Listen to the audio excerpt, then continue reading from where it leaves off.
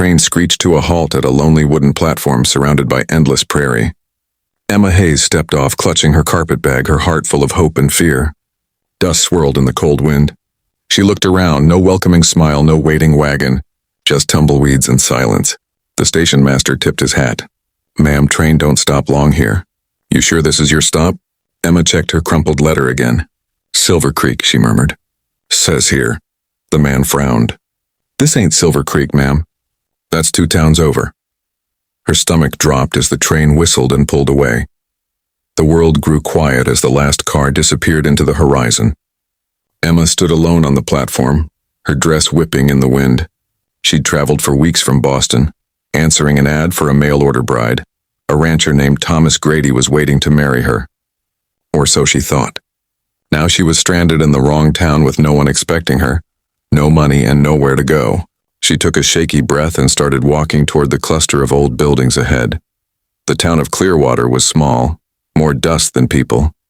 The saloon doors creaked and a dog barked somewhere in the distance. Emma clutched her bag tighter, her boots sinking into the mud. A few rough-looking men stared as she passed. She tried to ignore them and reached the general store, hoping to ask for directions. "Excuse me, sir?" she said to the shopkeeper. "Is there any way to get to Silver Creek from here?" The man looked her over, suspicion in his eyes. "Ain't safe for a lady to travel alone, especially this late." Emma felt her courage falter. "I'll manage," she said quietly, though she didn't believe it. Just then the bell over the door jingled, and a small voice piped up. "Are you lost, ma'am?" Emma turned to see a little girl no older than 8 clutching a rag doll. The girl's face was smudged with dust, her eyes bright blue. "I think I am," Emma said softly. "My train stopped at the wrong place." The girl smiled shyly. "You can come with me. My pa helps lost people."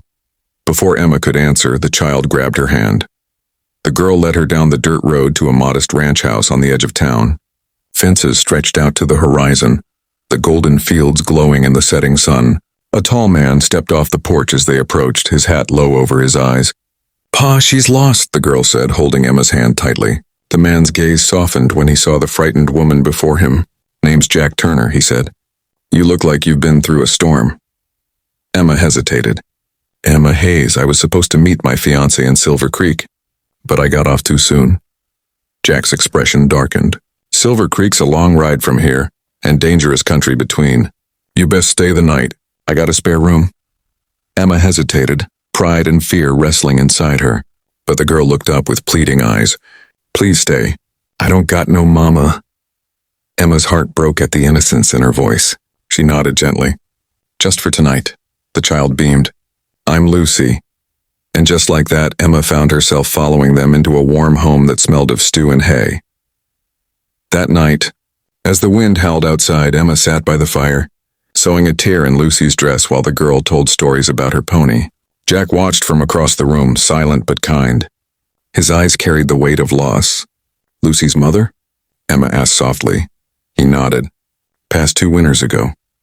The fire crackled between them. Emma looked at the small girl curled up beside her and felt something stir in her chest, a warmth she hadn't felt in years. Maybe this wrong stop wasn't so wrong after all. Morning came bright and cold. Jack hitched up the wagon, ready to take Emma to the next town. Lucy pouted, clutching Emma's skirt. "Don't go," Emma smiled sadly. "I have to, sweetheart." Jack helped her climb aboard, their eyes meeting for a moment longer than either expected. They rode through miles of open prairie, the sky stretching endlessly above. But as they neared the pass, movement on the ridge caught Jack's eye. "Bandits!" "Get down," he barked. Gunfire erupted, echoing through the canyon. Emma screamed, shielding Lucy as bullets splintered the wagon. Jack fired back, his rifle steady. "Hang on," he shouted, urging the horses faster. The wagon jolted, wheels rattling over rocks. One outlaw rode close, grabbing at the reins, but Emma swung her bag hard, knocking him off balance.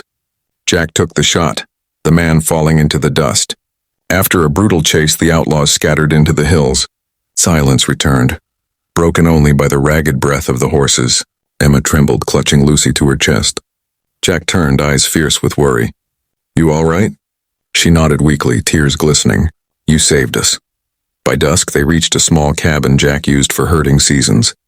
The horses were spent, so he decided to stay the night. Inside, the fire burned low as Lucy slept soundly on Emma's lap. Jack sat nearby, his voice low. "You handled yourself mighty brave today." Emma smiled faintly. "You didn't leave me much choice," he chuckled. The sound was warm, rare. For a long while they sat in silence, the air filled with unspoken words. Outside, coyotes howled in the distance, but inside it felt safe, like home. The next morning, Jack offered to ride her to Silver Creek again, but Emma hesitated. "What if I'm not wanted there?" she asked softly. "What if he changed his mind?" Jack looked at her, his expression gentle. "Then he's a fool. Any man would be lucky to have a woman like you." She blushed, turning away. "And what about you, Mr. Turner?" she teased softly. He smiled. "I already got my hands full, with a wild little girl and a ranch that won't quit."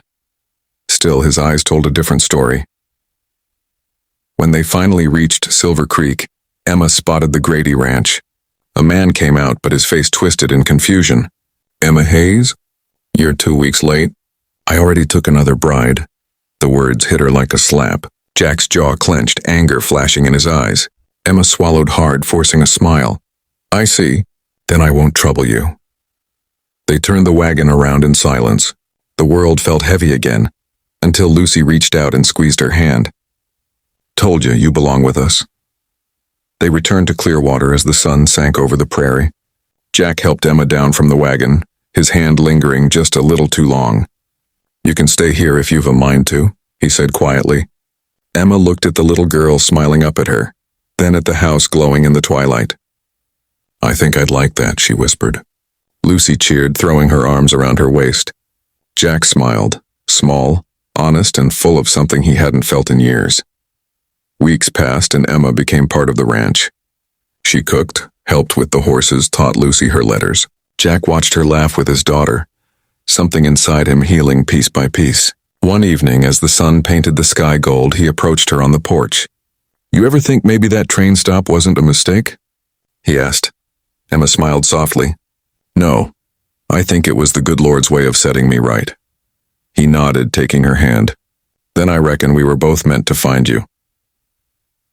Years later, folks in Clearwater still told the story of the mail-order bride who got off at the wrong stop and found the family she never knew she needed.